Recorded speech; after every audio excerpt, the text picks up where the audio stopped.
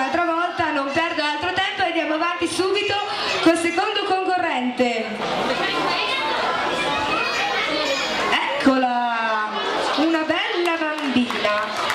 E tu invece come ti chiami? Isabel. Isabel, e di dove sei Isabel? Di Paline. Di Paline. Cosa sei qua a fare stasera? La corrida. La corrida, ma cosa fai? Balli? Canti? Canto. E cosa ci canti? Heidi. Heidi, quanti anni hai Isabel? 8. 8 anni, bene Isabel.